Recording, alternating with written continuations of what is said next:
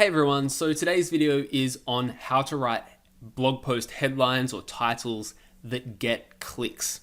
So we'll go through 9 different strategies you could use.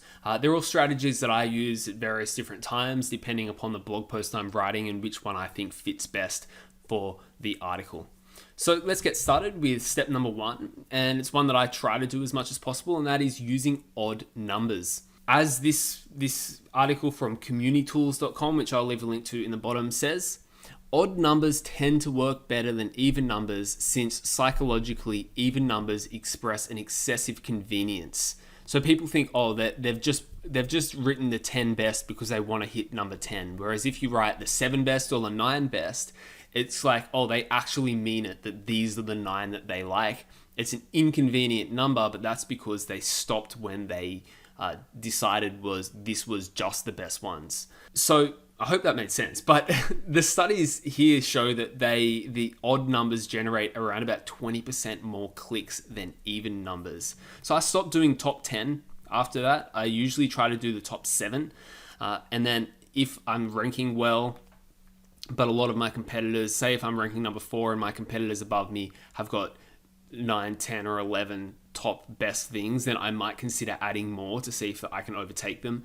But generally, I try to say the 7 best XY, and that is because the number 7 generates the largest click-through rate, according to this study. Number 7 sort of says it's small enough that you've synthesized down to the 7 best products of something, but it's large enough that it gets the clicks. That's for products usually. If I'm writing about an info post with 750 quotes about Nelson Mandela or something, I usually try to do it as high as possible, but for products I stick it to 7.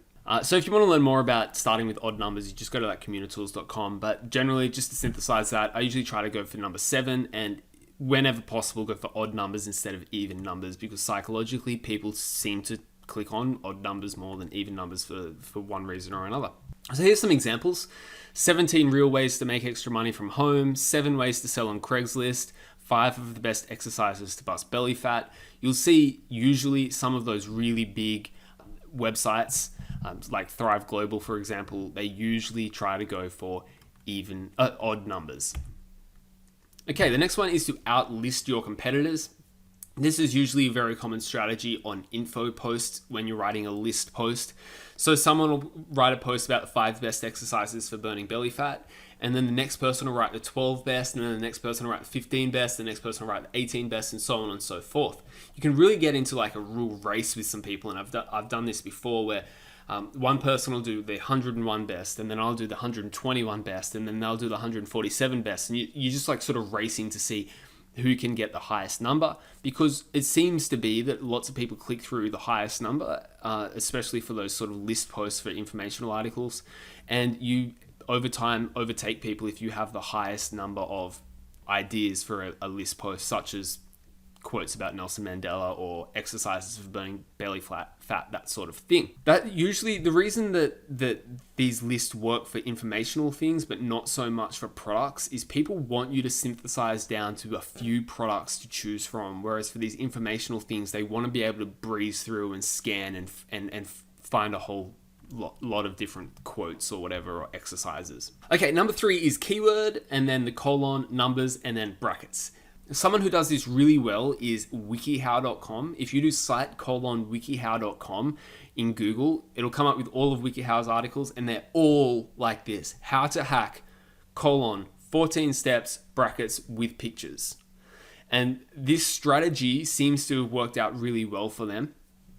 So it's the keyword that you're trying to target, then colon, I would try to do an odd number, so 7 steps, and then in brackets, something in brackets like with pictures or with examples or something like that. Seems to get a lot of clicks. Okay, the next one is putting the year in brackets. The year in brackets strategy is one that I use for nearly every article that I write. It seems to be pretty effective. This is all just ideas. I don't have evidence for these. They're just ideas that seem to be working for me.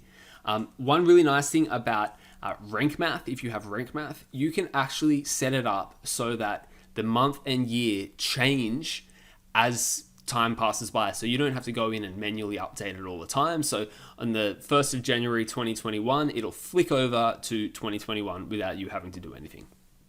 And for you to do that, all you have to do is in the title section of the RankMath app plugin, you just have to do % and then current year, all one word, and then % again. And for month, you can do % current month and then % again. I usually don't do month unless it's a really, really competitive keyword.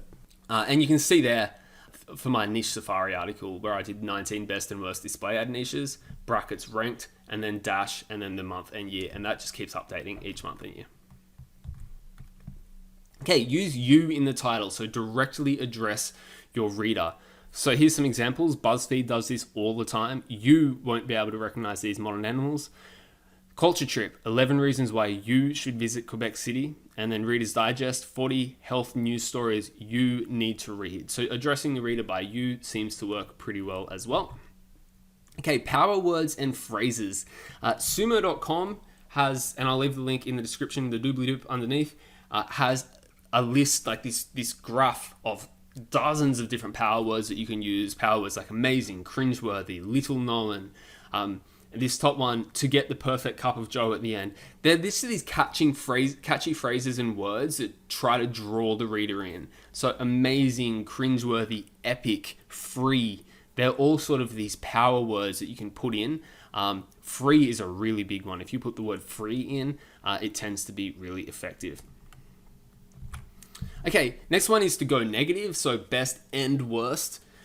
People will go, oh, I don't want to get the worst product, so I better look at this to see which one's the worst.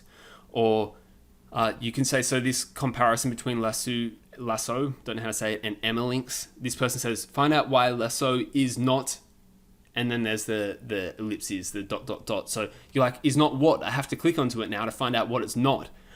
Negatives tend to work really well. And then, avoid these mistakes is another one. I use this to quite good effect for my KGR article.